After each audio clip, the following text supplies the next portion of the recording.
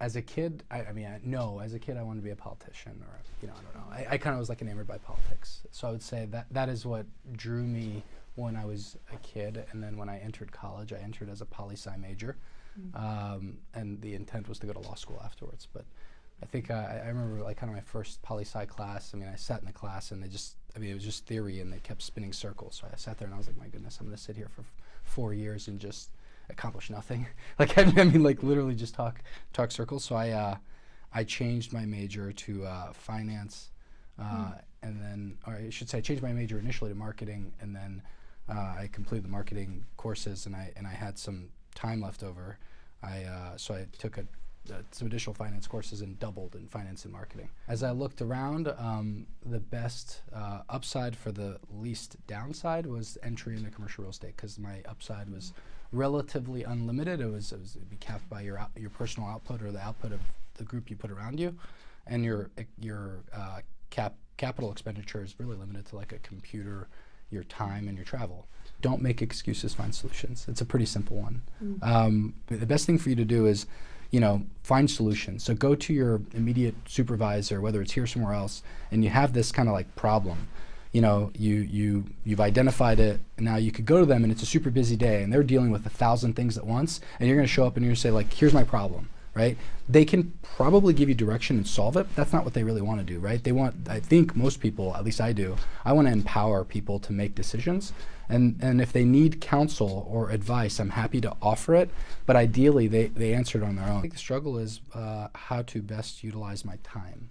Time is my fleeting commodity. I think it's all of ours. I mean, if you think about it, we're like dying every day. I don't want to be morbid, but I mean, that's the truth.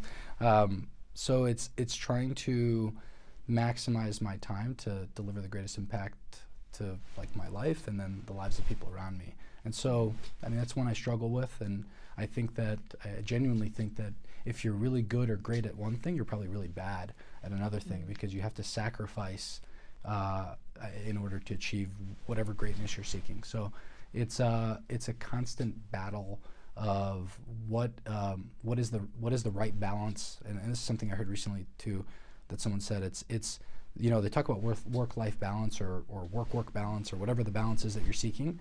I think balance changes over time. So it's trying to find the right balance for the time that I'm in, if that makes sense. So the balance changes, I think month to month, year to year. I mean, I think the core activities stay the same, but the balance changes, and it's trying to work through that. I win and lose on the same day every day.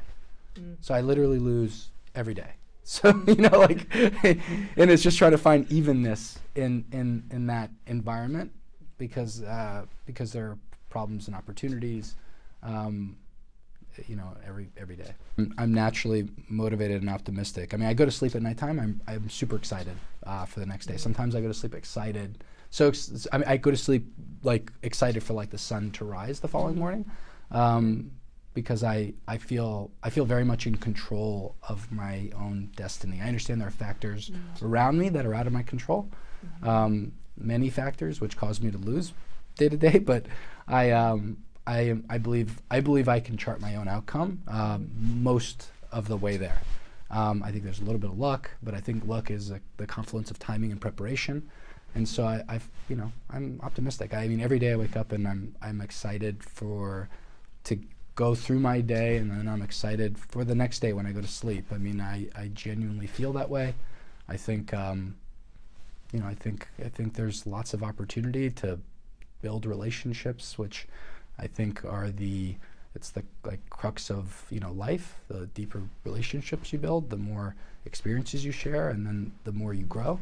And so I kind of live for that. Your focus and where you put your attention will impact the course of your life. And so while it hasn't been terrible for me, I think that if I would have thought bigger, like substantially bigger, when I first got into this business, my benchmark was, fairly high relative to everyone else. I mean, it was incredibly high relative to everyone else. But then once you kind of get to that place, you look backward, you say to yourself, my gosh, if I could have taken that same attention and focus and energy and kind of went maybe like 10 ladders up, then I could have done something that would have been much more impactful. I mean, I've created impact, I think, in people's lives, but you know, I would like to have done something a little bigger, and that's probably why I'm not done yet.